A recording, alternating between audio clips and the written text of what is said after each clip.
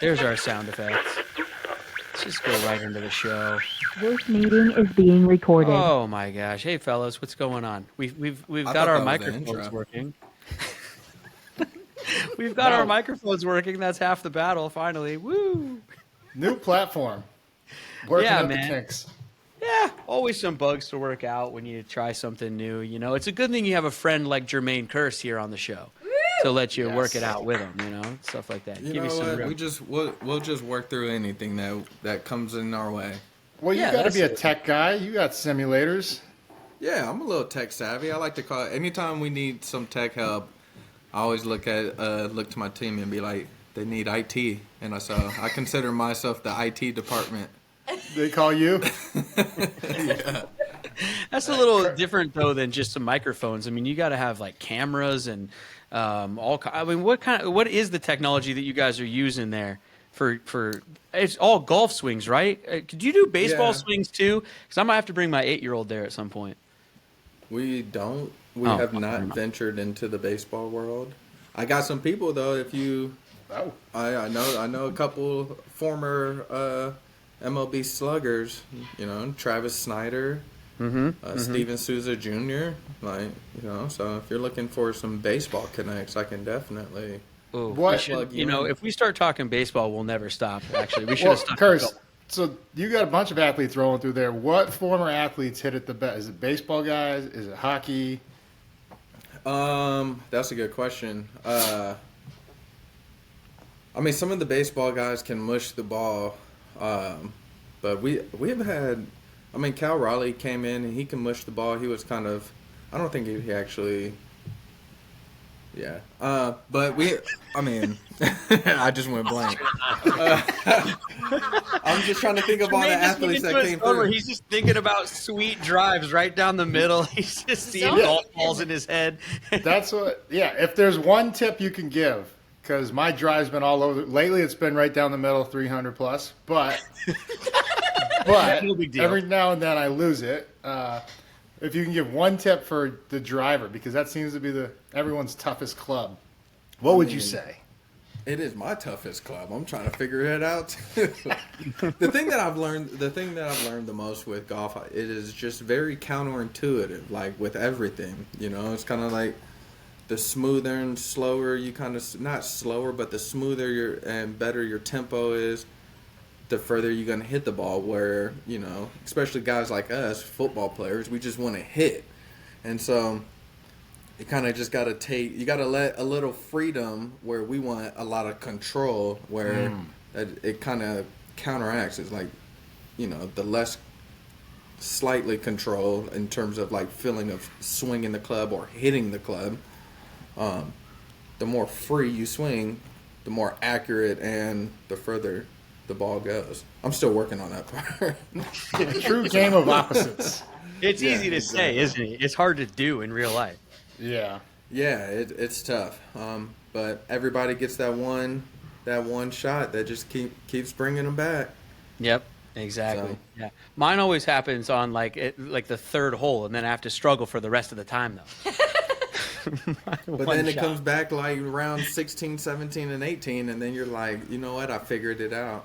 That's what I used to always tell my friends that. I probably still do. Like, hey, on 17, I think I figured it out. You finish strong, and you're like, all right, next time's Yeah. going to be different. Yeah. Lopa, have you ever calculated your handicap? No, I did. I think the best I ever got to was like this is right when I retired. I was back in Massachusetts. I joined TBC Boston, nice little club there, and I was going like every day. And I got down to like, I want to say a 14, 13, which I was pumped. Like, Yeah. you know. Yeah. What is that, like 90s? Yeah, I was, What do you shoot? I was breaking 90s. Oh, okay. Yeah. Yeah, like consistently like mid 85 to 88 or Yeah. But man, it's like we're saying that there'll be one shot, and that if anybody's there to see it, you're like that was worth the whole day of frustration. Yeah, absolutely. Exactly. Hey, enough golf. You guys want to talk? I do have a golf tournament later today, actually. Oh, Nice. We have the Washington Open over at Meridian Valley. I got a afternoon tea time, so That's why I Nice. was able to join here and control my anxiety of before this tea time. I'm like, give me something to do before. No way, Jermaine Kearse gets nervous for golf. Yeah, it's just, you know what? We're gonna do it. Mr. Clutch gets nervous for golf. It's just at the beginning, you know. I gotta get into it. It's like getting the first hit. You know what I mean? Okay, you feel a little contact. I can relate on that one. Yeah. And then you kind of settle in, and so it's like, but up until that first hit, you're just kind of antsy, you know. And so once the first hit happens, then you're like, all right, like, let's play. You settle in. Okay. Well, then allow us to distract you. Lofa, should we hit the theme song? Spin it, partner.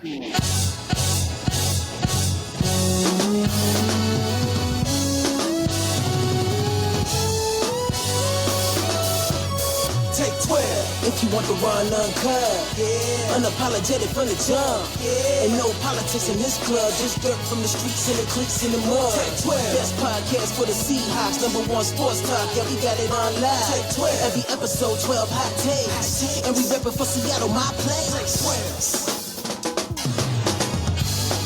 12. It's the Take 12 podcast. Thanks for tuning in. I'm lifelong Seahawk fan Brett Davern. He is Seahawks legend Lofa Tatupu, and we are joined on this episode by another Seahawks legend. He's Jermaine Kearse, everybody. Super Bowl champion. Seahawk fan or a UW fan? That's right. Number 15. Number 15, Super Bowl champion Jermaine Kearse joining the show. Yes, indeed. Much to discuss on this episode of Take 12.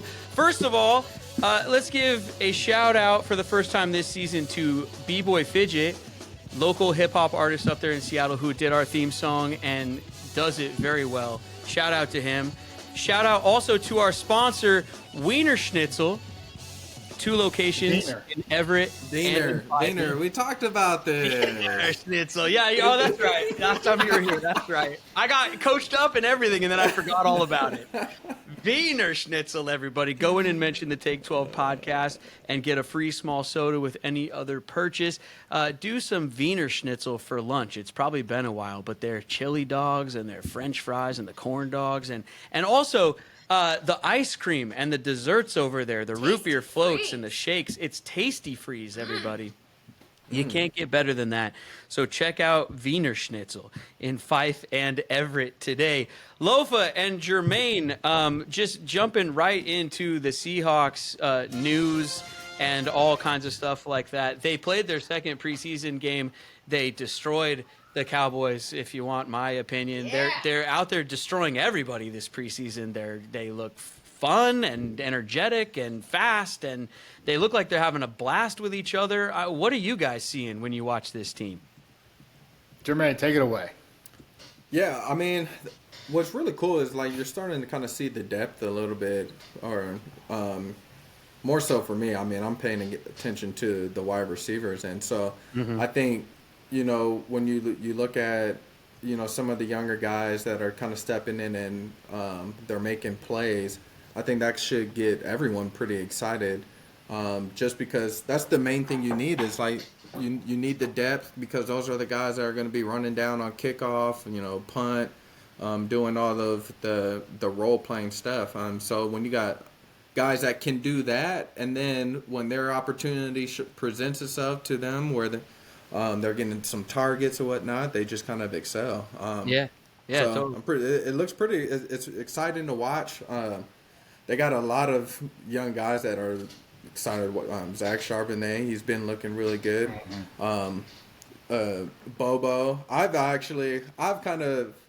watched Bobo a little bit at UCLA, and then I always thought he was a pretty good player, especially watching him against UW.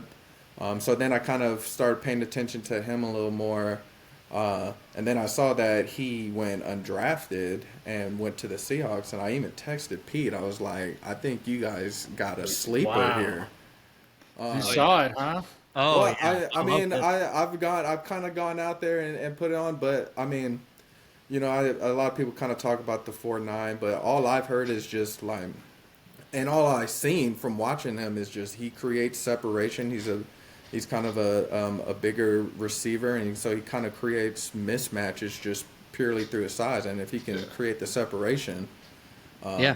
So it'd be interesting. It'll be interesting to see how he does on special teams, because at the end of the day, it's like you gotta get in where you can fit in at the moment, and we got really good receivers and Tyler Lockett and DK Metcalf, and then JSN is looking explosive and he's ready to go. So. Well, that's the thing. I want to get into the details on that one, because Bobo 4.9, but game speed, right, Lofa? Well, 40 times don't matter, right, Lofa? 40 times. Who cares about 40 times? Hey, if there's one that knows about 40 times and slow 40 times and not mattering, it's me. But yeah, I was with the off seasons, with the Hawks for the off season. I got to see him come in. I was super excited about Matt Landers, who we've seen shine in the first game. But Bobo, there wasn't a day where he didn't have 2 or 3 catches. And like you're saying, even though he ran a 4.9, the game speed, to Brett's point, it's there, because he knows how to create separation through getting into guys' blind spots, something Jermaine could talk more about, out leveraging a guy and then coming back so the guy doesn't have his balance under him.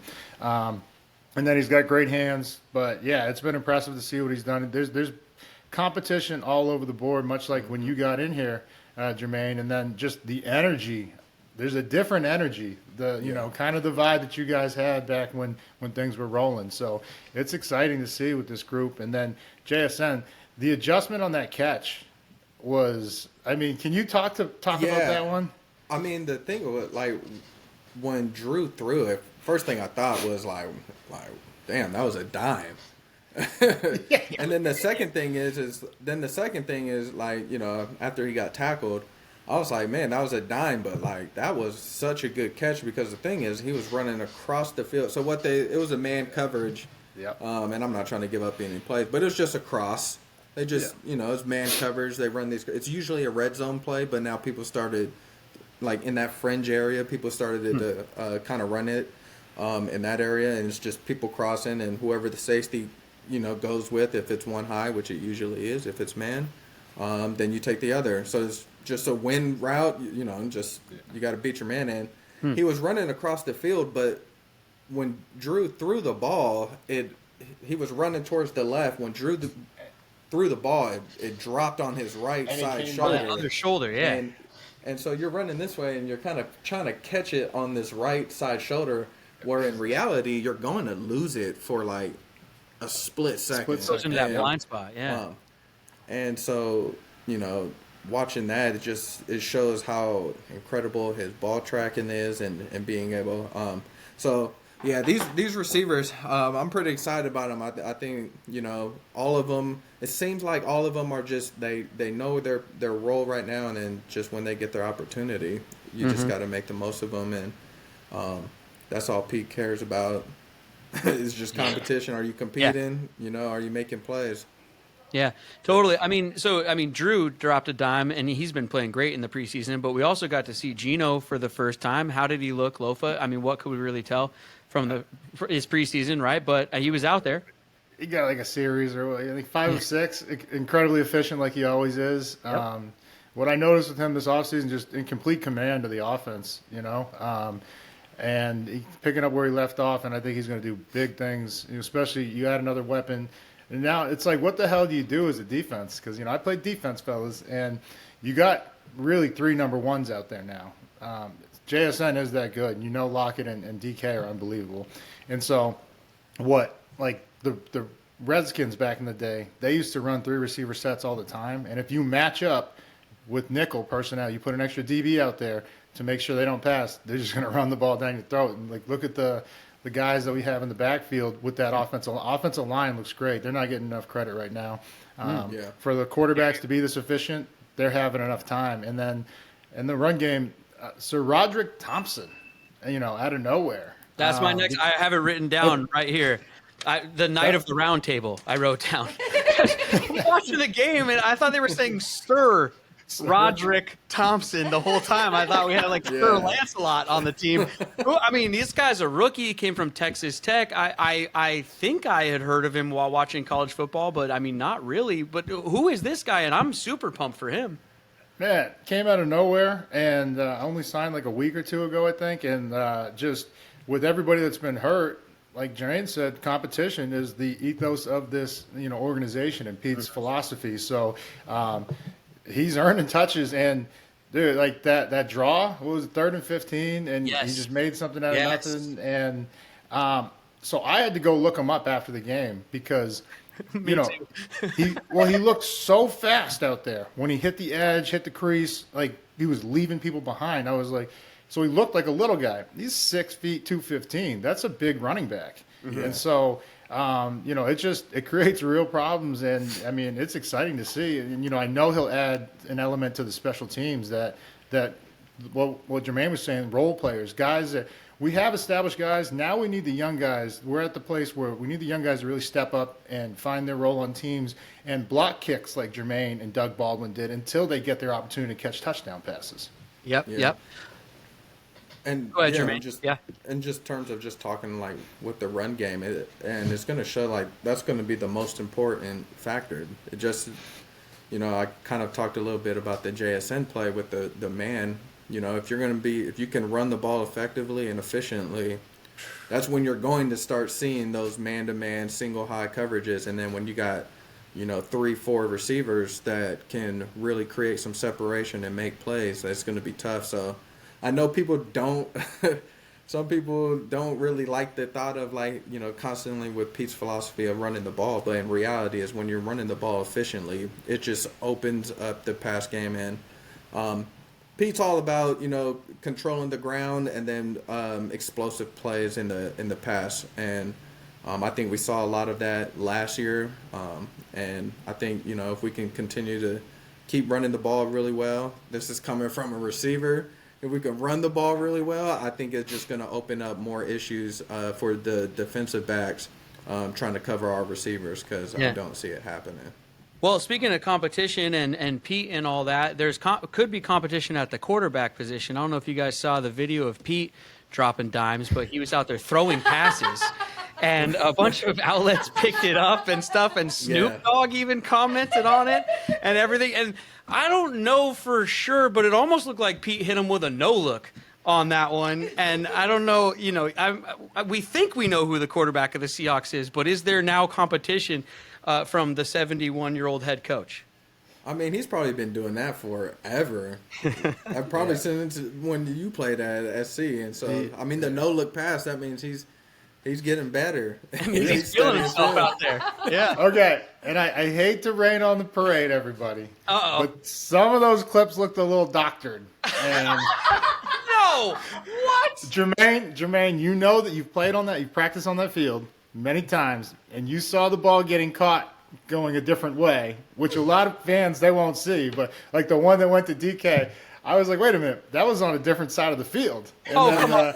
You direct one commercial for your own beer, and all of a sudden you're directorial sides of the line and all kinds of things like that. Hey, I'm just saying, you go back, I'll replay that video. And like, you smell a conspiracy?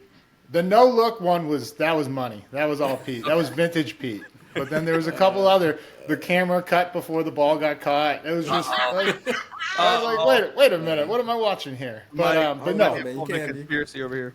But Pete, I'm telling you, like even like back 12 years ago when I was last playing, he would run scout team. He always does red zone, and Jermaine knows. And like you get to go out there as a defensive player against the defense, and you get to run routes. And I mean, it's fun, and he's competing. Like, and that's why the culture works. Because Pete's not going to ask you to do anything that he doesn't expect, that he hasn't done, and that he isn't still doing. And so that's the biggest thing. As we talked about with Hasselbeck last week, the culture is the power. Oh, he's making me feel lazy, man. They put up a video of him running his sprints every practice or whatever, and I'm watching it like, man, I guess I could run if he can, but then I don't. No, he's looking good out there. He's running around doing his thing. I'm going to move to the defense. We're going to switch sides of the ball unless you guys have something else for offense. But let's switch to defense because, Lofa, the linebackers, I mean, it's a great group, and we got some guys who people might not necessarily have heard of really with some name recognition, but they're making great plays, and they're just flying all over the field hitting everybody. Like the commentators are even just saying, oh, there they are again. It's the Irish guy, like you like to say. Patty O'Connell. And then Levi as well, right? Yeah, Levi. Derek Hall got in on the action. Miles Adams, Tyreek Smith, a guy that we didn't get to see a lot of because he was injured last year. So it's just like Jermaine said, the depth. And it can go back to when Jermaine and them were winning Super Bowl and going, winning all the titles. They were deep at every position. And so it's exciting to see, especially Patty O'Connell. He's a kid, that we were looking at from Montana, that he played D-end his whole life. And he was an undersized D-end at, one AA division. And those guys a lot of time get moved when they get to the NFL. And so it looks like, he's doing really well. I think he had 7 tackles. John Radigan, he's battling out too. Radigan had 5 or 6 tackles, so a ton of production at that linebacker spot, which is good because we don't need to see Bobby right now. We save him for the real thing, right? We all can't wait. All the 12s can't wait to watch him, take that field again. But the secondary looked great again, and then the D line very stout. I know it's preseason, and everyone has concerns about the run game, and okay, well, we'll see what happens once it counts. But it looks like everyone's buying into their role in the defense. How about? Whereas, go ahead. Whereas guys were just trying too hard last year. One run breaks, and now everybody's like, I gotta 2 gap everything. Instead of just holding the edge, not this gap. And that's what it takes. It takes discipline and teamwork to shut down the run consistently. Well, I was going to move to the DBs, but since you mentioned setting the edge, and Mike B was on the broadcast, him and Mike Robb, the Mike and Mike show on the broadcast has been fantastic. Yeah. But he was shouting out the D-line, as he should. He's a former D-lineman. But Boye Mafe just looks like he's going to set the league on fire, knock on wood, and everything this season. He just looks like he's poised to have an incredible run, isn't he? And of course, Chenna, and we know everybody else, too. Well, what Chenna can do. Yeah, and Chenna got the extension. We know what he could do. I was excited about him, the addition last year. I couldn't believe he wasn't a more sought-out free agent from the league. Mm-hmm. And then, his snap counts went from 30% over in LA up to 60%. You see, now he's got career high in 9.5, 10 sacks. And but Boye, Pete shouted him out as most improved, and I think as a second-round pick, there's a lot of pressure there. But, this year, what a difference a year can make, and he's really taken ownership, and it's exciting to see because that's what I saw when I watched this, college film was just brute strength. It didn't matter if there was 2 guys there, he's just going to throw them and go make the play. And I think when you have, a weapon like that in your arsenal, just use it until someone says you can't. Until you get a Walter Jones that's no, you're not going to bull rush me. You bull rush the shit out of everybody until someone stops you. Hell yeah, man. Okay, how about the DBs, though? Because speaking of former high draft picks and stuff, Trey Brown finally healthy, and that pick on the goal line, that guy was open. The quarterback might have thrown it a little late, but Trey, he just made up that ground, stepped in front of it. Nice to see him playing well and healthy. Yeah, just needed to be healthy. We know what he can do and what his talent ceiling is.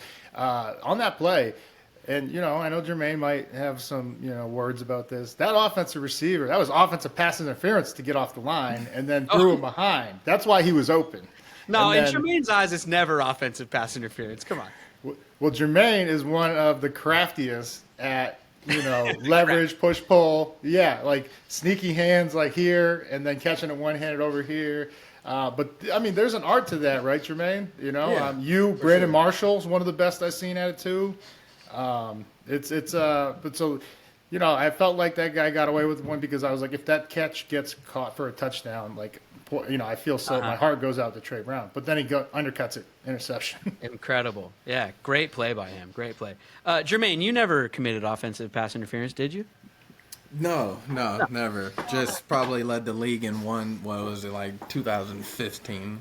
Did you? Craziest thing. Yeah, we were what happened? I called it. It wasn't for what you think it was. I wasn't out there just blatantly pushing off. We ran a lot of pick plays, ish. Oh, okay, yes. And I was that guy, and so I don't know. The opposing teams must have went to the refs during the off season and probably sent a whole catalog of film on me, and it was like they had it out for me.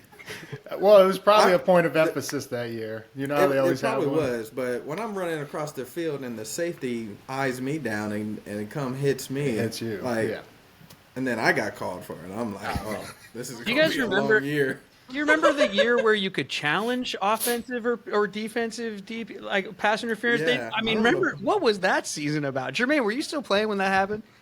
I think so. Yeah. That was the year with the Saints and the Rams, Or the year It after? was like which is why they either did. It was the 18 or year after 19. that, yeah. Man, crazy times that was.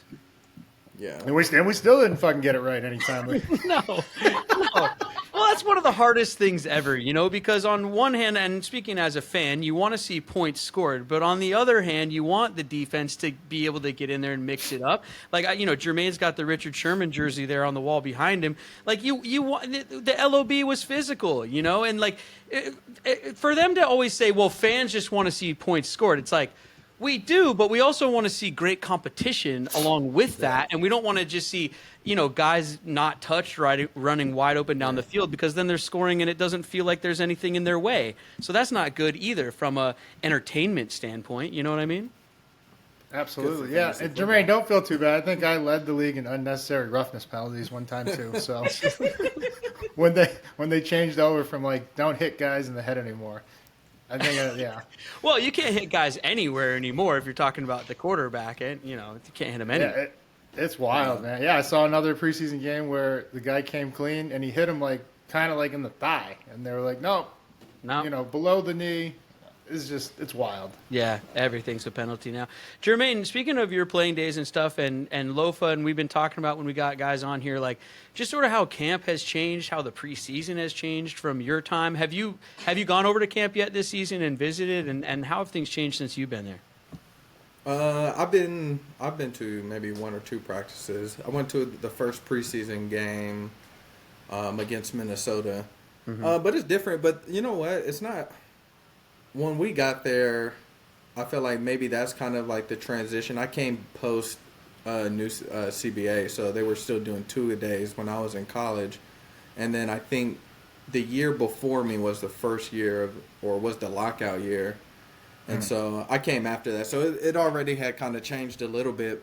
But even with Pete, he's always kind of done a great job of just kind of, knowing the times to, put the pads on, or when it's time to just get the most out of us, and wearing us down with pads all day wasn't quite his thing. And then they kind of started the sports science division at the VMAC, which kind of helped out a lot, and just kind of trying to maximize the practice days. With Pete, it's like we used to start to one, we got in trouble with OTA, so I think that kind of started. We were a little too competitive during that time. And then if you throw some helmets on us, you might as well say it was full pads. Why doesn't I read a thing that said Pete doesn't scrimmage against other teams? Is that a thing? No, he doesn't. Why? He doesn't. When I got traded to the Jets, that was my first year. The following year, because I still did the camp with Seattle. The following year was the first time I've done joint practices. So we went down to Virginia and practiced against Washington. And honestly, I felt like I don't think our defense could have done it. No. Like it would have been it would have not been. Why? What do you mean? Tell people what you mean by that. Well, just because like it gets chippy. Like offensively, I think maybe I don't know. I don't think our team could have done it because we had some dogs on the O-line that just probably would have taken it there, and then just knowing the defense with Sherm and our D-line, it would have been on. It would have been on. As soon as one thing happened, everybody else is up and like, let's go. Well, I just thought it was interesting that the Seahawks are one of the only teams that don't really do that kind of thing. Well, Pete's more so just like he's more of a mindset of like we control ourselves, and if we do the stuff that we're supposed to do right, then everything else would take care of itself. And so, I mean, he builds enough competition, not only just throughout practice, but like meetings, team meetings. So the lack of other competition is being supplemented in all throughout the day. Like we're literally competing in everything. It's not just practice.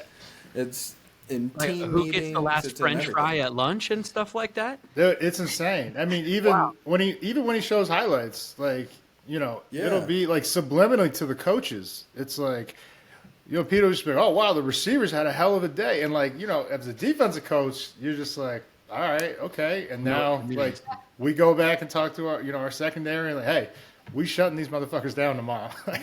like that's how it goes, and it breeds competition. And that's where the whole ethos of the program, man. How did you guys? It is based Oh, go off ahead. of competition.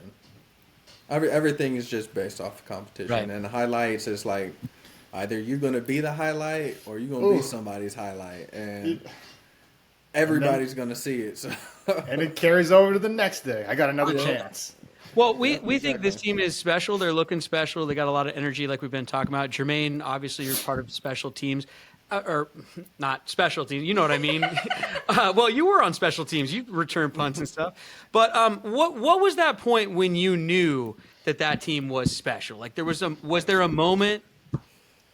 I think it's just honestly, it just comes down to veteran leadership too, and I think that's why it was so good to get Bobby back, because when we came in, you spend the most time with your teammates, and so Pete does a great job of like creating the boundary and the fence line of what you can do within side of building like this culture. And so you have, if you have the great leadership, which it seems like they do, because you're kind of seeing it play out through their energy, through their play. It just makes a huge difference because, one, a lot of the young guys trust these older guys in what they say and what they show them, And so a lot of the time, you're going to look at what the guy ahead of you who's playing or who's been there, you're going to see what he's doing and that's what you're going to try to emulate. And so it shows that they have really good veteran leadership in the locker room to where now, younger players, they trust these guys. And so, if one of the older guys are, on their head, it's not like this, they don't feel like they're getting attacked. It's more out of like, I know this person cares, so I'm gonna listen type of leadership. And so I think that's what we had. And I think, in terms of our leadership with, Red Bryant and, Cam and Max Unger, Sidney Rice and those guys, is like they provided great leadership for us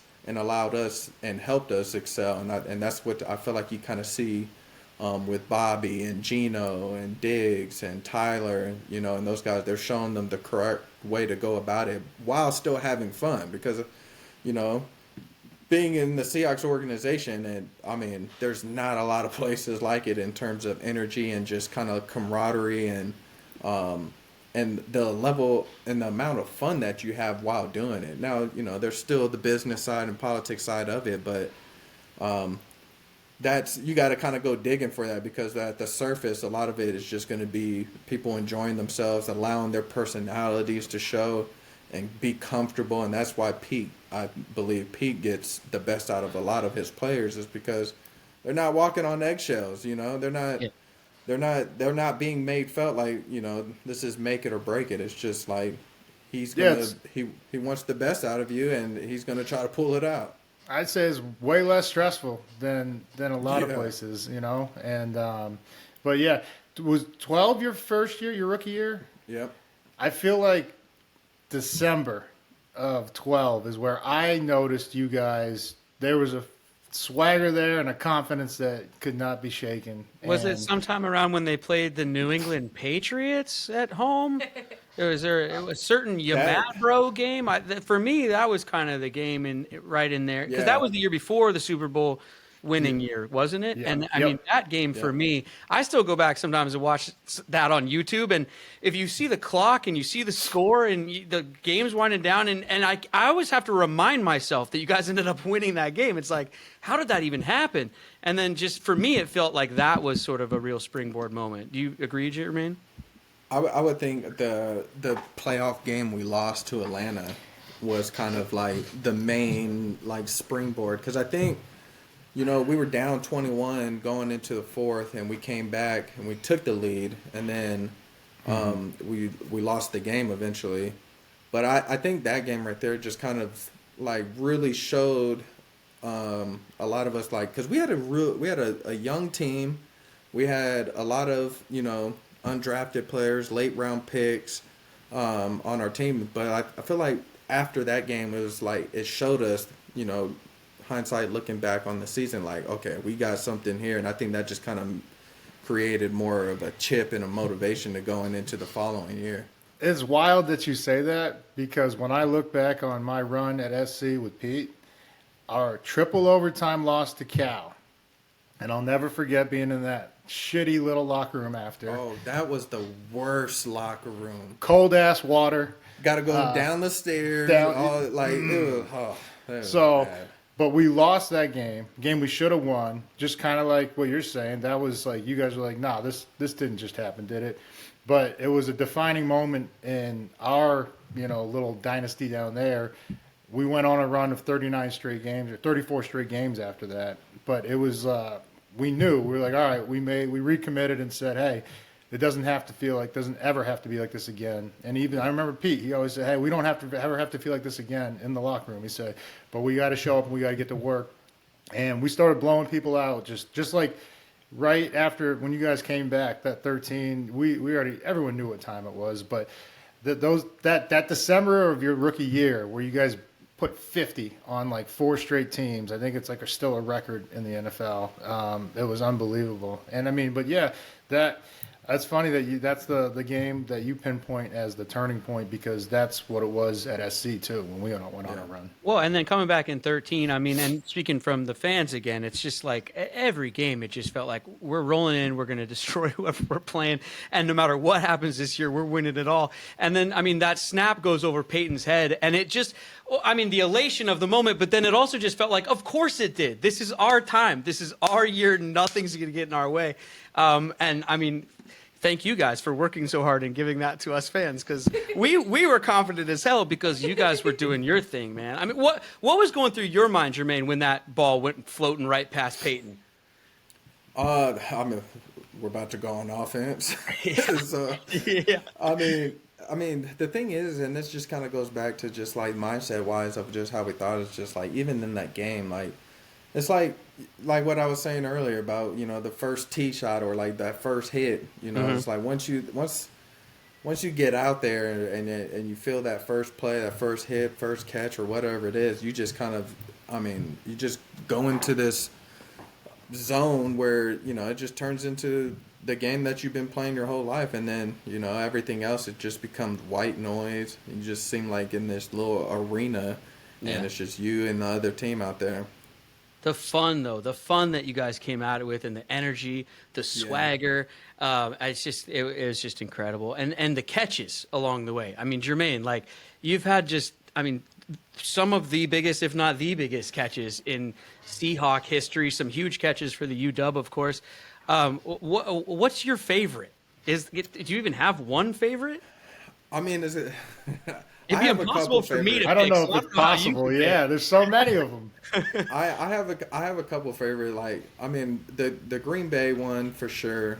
That just the Green Bay won. The Green Bay a couple in that game, 3 or 4. I mean, yeah, but the one at the end for sure. The one at the end, that one was one of my favorites.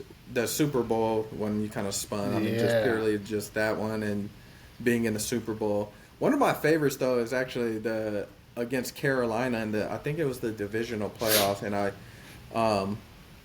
I ran a special route, which is for like, if you pretty much what Jay is saying, it's kind of a similar route. I'm running across the field and rush through a ball, and it kind of very similar kind of catch, except for I did it one hand, you know. No, I'm just kidding. No, but the thing why that's like one of my favorites is because I had a little subtle push, you know, right at his hip, like Lofa was talking about, and I was able to catch it with one hand. I was able to like run, so I'm like, okay, one-handed catch, check. You get to like show a little speed. Okay, check. And then I got to dive at the pylon. It was just like, man, it's just like it was just such a fun play to be a part of. Yeah, it was just My question, Brett. Wait 1 second. Yeah, go ahead. Always clutch moments. Where did that come from? Like, you and I saw you talk about with KJ, but where did it begin? Well, like, even at UW too. Yeah, I'm sure in high school too. Like other sports. Like, where did it come from? I don't know. I think it's just like, I don't know. It's just you get in the game and you just catch in the zone. Like, it never felt like a big moment for me. I always felt like I kind of had to be opportunistic, just with my come up, whether it was just from high school to college, and then, hitting the adversity of going through college on some points. I think for me, it was just always trying to be opportunistic, and I never, didn't want to, not try and make the most of opportunities, especially with the Seahawks, I didn't know how many balls, how many targets I might see, so it's like everything that was thrown my way, it was like I had to try to make a go at it. But I don't know, it's just been something that's just kind of always been, instilled in me, and I don't know where it developed. I think it's just the natural competitor in me. But yeah, man, I mean, looking back at it, just a lot of the time I've been. What about the relationship? Every big moment, big moment, he was ready for it. That's special. I was going to ask you about your relationship with Doug. And because, a lot of people talk about this receiving core, and rightfully so, but I mean, you guys and the partnership that you had and sort of the chemistry that you guys had. I mean, Doug Baldwin, just one of the greatest Seahawks of all time, in my opinion, and I would think you'd agree. Yeah, for sure. I mean, Doug's and I relationship, it worked so well because we're complete opposites, in terms of out there on the field. I'm more of kind of not necessarily more composed, but I'm just my temperament and my personality is a lot more calming, where Doug is very fiery and he's very expressive, passionate, not angry, but passionate, he would say. There you go. Yeah. But I think it works so well is because some of the things that Doug really, in terms of his competitiveness and his fires, I could use some of that. And so being around him so much, if you're around somebody enough, you start to pick up a little of their characteristics. And so we were able to kind of use each other to kind of balance out, so we're not, heading in one direction, vastly that fast, or we were able to just kind of balance each other out. And some of the things that he did and how he was is something that I needed a little more, and vice versa. He needed to kind of bring the level down a little bit. But no, it was great to kind of have that. And I mean, he was just at the house yesterday for my daughter's birthday, and so that's cool. Nice. That just kind of lasts, a lifetime, and you just continue to keep that relationship. That's cool, man. You were talking about earlier, going against your own team and stuff like that, and this question might have slipped in better back then, but when we were talking about it, but I'm just going to, you guys didn't really go against other squads in practices. We saw you play games against other teams all the time, but in practice, you guys had to have some pretty good battles between the receivers and the DBs.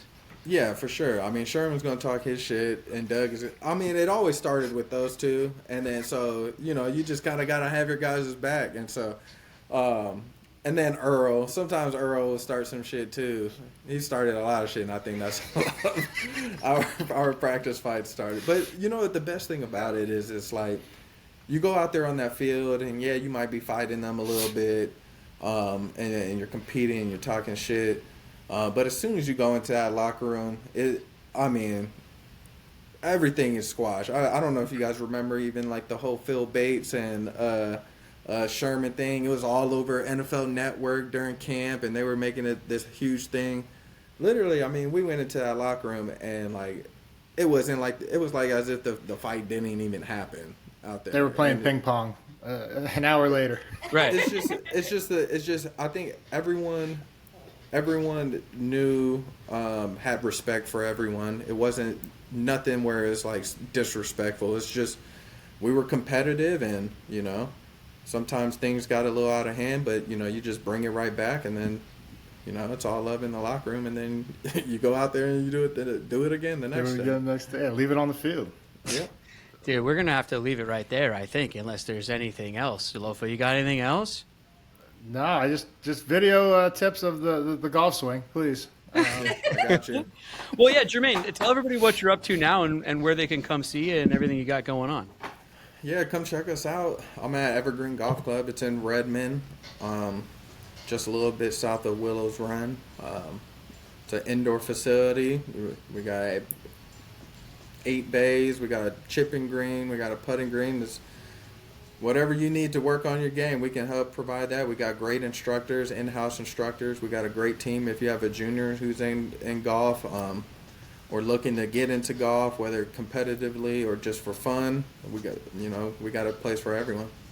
Nice, man. Competitively or fun, we got a place for everyone. Look at that. There you go. I got a feeling with your clutch factor, when you really get this golf game figured out, we'll probably see you on the tour. I don't know about the tour. It'll be the amateur tour. So hey, we all start somewhere. Yeah, exactly. I'm just headed for the senior tour one of these days. That's the Take 12 Thanks for coming on, Kearse. Hey, everybody. Thanks for you checking us out. Jermaine, yeah, thanks so much for being here, man. Just obviously a huge fan, and thanks for being a friend of the show and stopping by. We really appreciate it. I will mention our sponsors and things I will edit into this episode later. But for Lofa, I'm Brett. Thanks for checking out Take 12. Check us out on all social media at Take 12 Pod. Also, our contest for our preseason training camp giveaway package is still happening. We have the signed Seahawks yearbook. It's signed by Bobby Wagner and Tyler Lockett. Perhaps you've heard of them. We're giving that away along with some sunglasses and some cups and some other swag that we grabbed while we were out there at training camp. So check out the package online and enter the contest. We break it down at the end of every episode. Jermaine, Lofa, hands in the middle, boys. Who wants to take this one? Lofa. Well, college football is back. I know I'm wearing college basketball. It's the only thing I can find USC, though. And we're all going to the Big Ten, boys. I know it's a year away, but we're going to go dominate that conference, too, together. So we could all agree on this one. Big Ten on 3. 1, 2, 3. Big Ten.